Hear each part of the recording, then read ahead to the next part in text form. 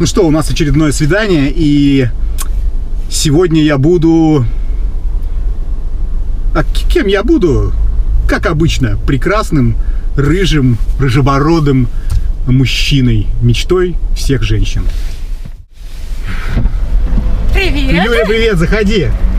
Нашла нормально все? Да. Я встал, так, может быть, не очень удобно, но... Нет, просто твоя единственная синяя машина, поэтому ее было несложно найти. На месте для инвалидов. Да. Надеюсь, милиция нас сегодня не будет это самое плющить. Ну как ты...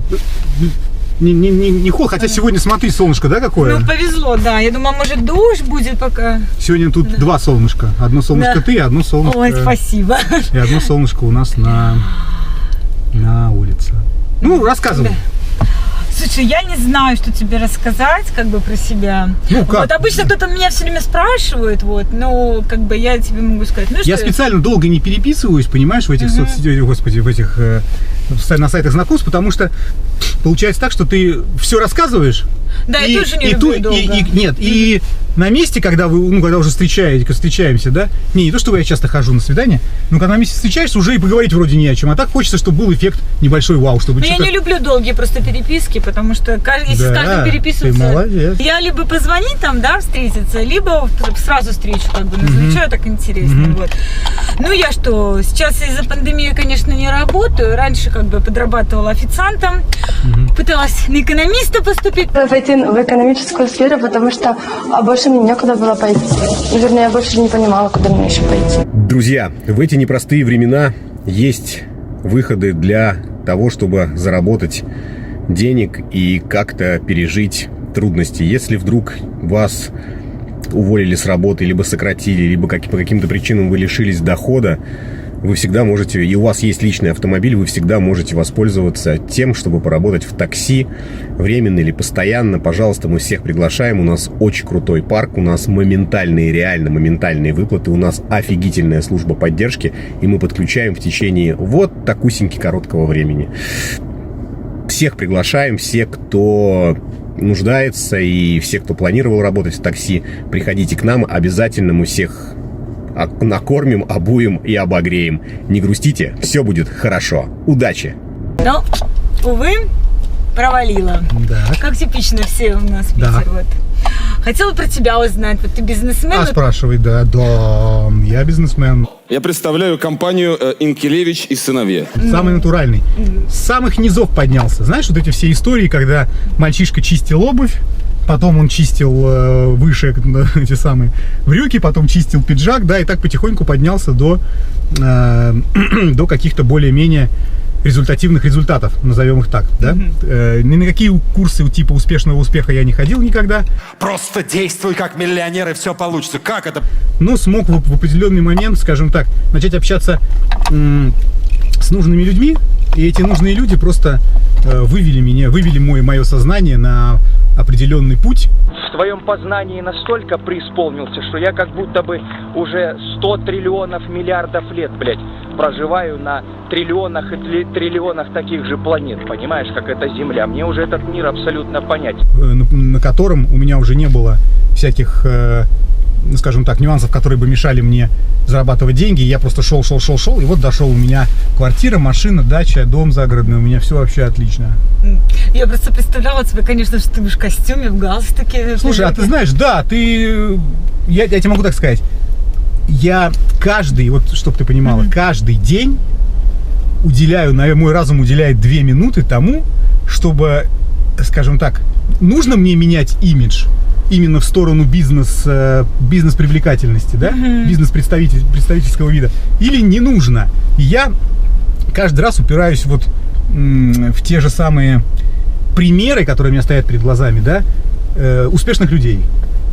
И ты их тоже знаешь. Это не из моего круга даже. Мы возьмем Стива Джобса, да, мы возьмем всех этих Марков Цукербергов и так далее. Они все ходят в футболках там за $20, да, и в водолазках.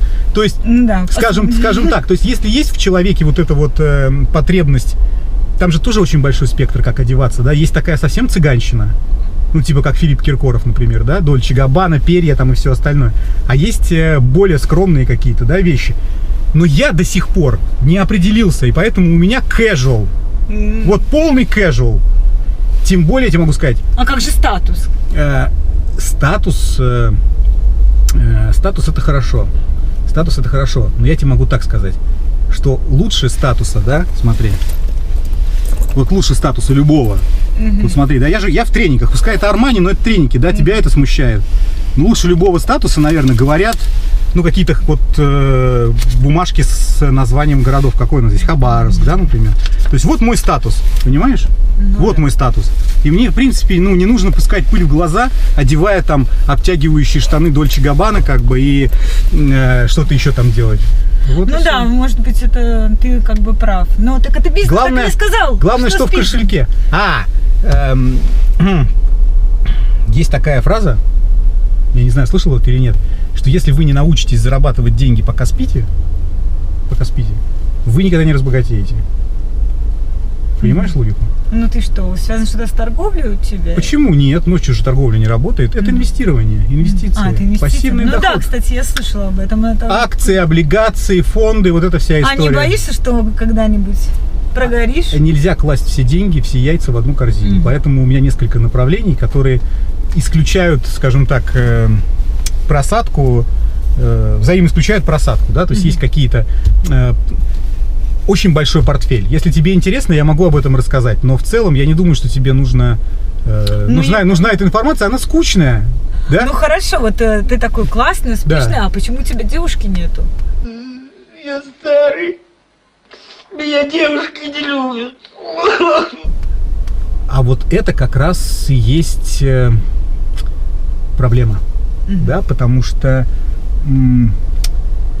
пускай я одеваюсь в casual, но перспективу и лоск же не скроешь. И все хотят, соответственно, какого? Успешного, богатого? Ну, конечно.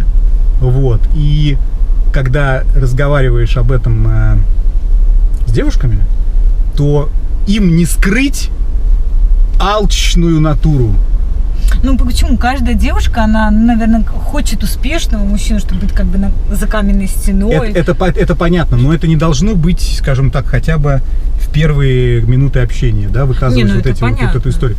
Поэтому... Просто я смотрю, что раз такой красивый парень, такой успешный, как бы девушки нет, все это, или просто не нашлась? Ну, наверное, и не нашлась в том числе, да, потому что... И не сказать, что у меня требования какие-то высокие, мне просто... Наверное, пока не везет в этом плане. Мир сбалансирован. Знаешь, да, об этом, да? Вселенная, она сбалансирована. И вот конкретно в моем случае у меня пока баланс такой. Мне Вселенная дает зарабатывать бабло, но, к сожалению, в любви пока мне не дает продвинуться, понимаешь? Ну, ты, наверное, чем-то поувлекаешься еще. Может, ты путешествуешь когда-то? Я занимаюсь невероятно большим количеством занятий. Опять это тавтология, но неважно. У меня нет свободного времени в плане... У меня нет такого момента, когда, например, я хоп, и не знаю, что делать. Типа сажусь перед телевизором и убиваю время. У меня нет такого. У меня, если появляется свободное время, оно тут же занимается каким-то делом. Потому что дел, на самом деле, очень много. И проблема в нехватке времени, понимаешь? В нехватке времени. Потому что я хочу объять необъятно. Я тут, я там, я везде. Я очень энергичный юноша. Но... Время, к сожалению, я не могу делать два дела одновременно, там, находясь в двух местах каких-то, да. Или, например, если сидеть одной попой на 4 стульях, то это невозможно. Или как за 2 зайцами погонишься. Да? То есть приходится все равно каким-то образом дифференцировать все свои занятия. И будем надеяться, что просто я сколько смогу охватить всевозможных мероприятий, занятий, там, интересных вещей, то я их обязательно охвачу. Знаешь что, это все хорошо здесь болтать.